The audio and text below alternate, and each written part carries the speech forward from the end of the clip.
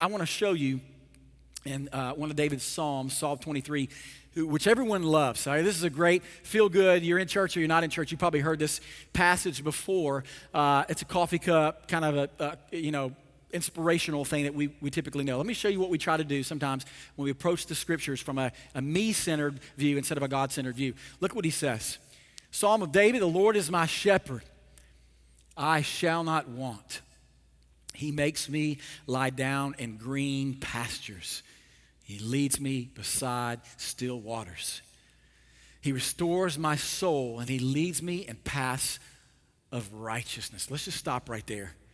Because right now, man, God is really into me. He's all about me. He is wooing me. He is pursuing me. Me and him are kicking it in the green pastures. He's all about me. I seem to be the object of his affections. All of those things are true, by the way, but they look like, man, God's into me. We love these verses. He does all those things for us, and we're like, amen. If you guys were alive, you're like, amen. We love that verse.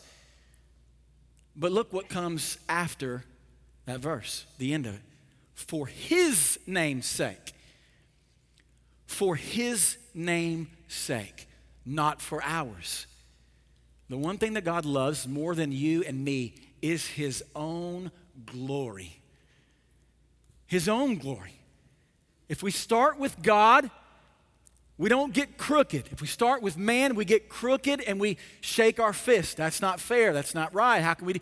But if we just start with God, then we'll be focused and we'll be better recipients of difficult texts like this. And we sometimes have even minimized down the Bible as being a book about us. Instead of the character and revealing the nature of God, instead of picking up our Bibles and say, just want to know about God. Can I just understand God? Just tell me who you are. We pick up our Bibles like it's a spiritual encyclopedia and we go to it with our problems, don't we? We look up verses. Who can help me with my marriage, my divorce, my kids, my pain, my suffering, my job? I need money. Where's all this provision that God does for me? Now listen, God does all of those things. He does provide. He does woo you. He does pursue you. He does lead you to paths of righteousness and gives you righteousness. He does all of those things. All of those things are good for you, but they're not for you, if that makes sense. They're for his good glory, his own name's sake.